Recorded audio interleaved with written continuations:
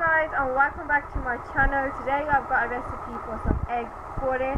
So if you guys would like to know how I made these, then please keep watching. To make this recipe, firstly you will need around 6 large boiled eggs. So make sure you boil your eggs beforehand. I'd say 6 will make 18 pakoreh, because what we're going to do is we're going to slice these into 3s. So bear in mind that, and if you want to reduce this to 3, then you can always half the recipe or double the recipe. Half a teaspoon of jeera or cumin seeds, half a teaspoon of ground black pepper, 1 teaspoon of dried coriander, 1 teaspoon of red chili powder. Also going to add in 1 teaspoon of red chili flakes. So the salt is according to your taste, but I think I'm going to add around 1 teaspoon of salt. Add as a handful of fresh coriander. I'm going to need a 1/4 teaspoon of some baking powder, 2 cups of gram flour. Firstly, in a large bowl, I've added in 2 cups of gram flour. I'm going to add in half a teaspoon of the cumin seeds. Then I'm going to add in the black pepper.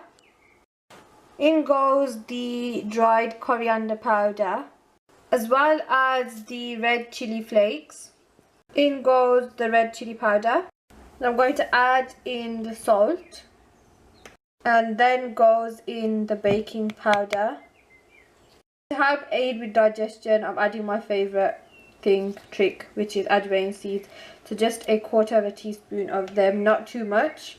And finally, I'm going to add in a handful of fresh coriander, which is completely optional. Now we're going to give all of that a good mix.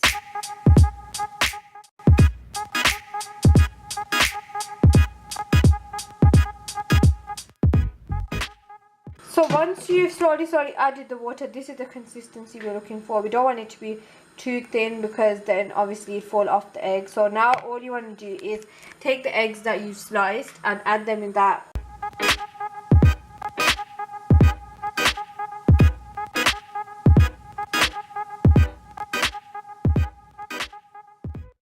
On a medium heat, and you can see now that everything's proper nicely coated and it's puffing up, and that's because of the baking powder we added in it.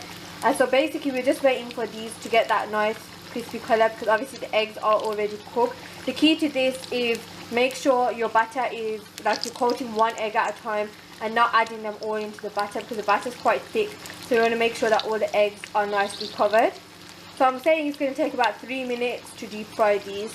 So guys, this is another bonus thing. If you reached this far of the clip, then well done to you. I'm giving you another bonus thing. If you don't like eggs, then you can just get some potatoes. So these are basically, you can see they're quite thin potatoes. I've got them in the batter here, and you can add them in instead. Or if there's batter left over, you can add in potatoes, or you can add in just onions. So you can change things around, but these are really nice to eat as well.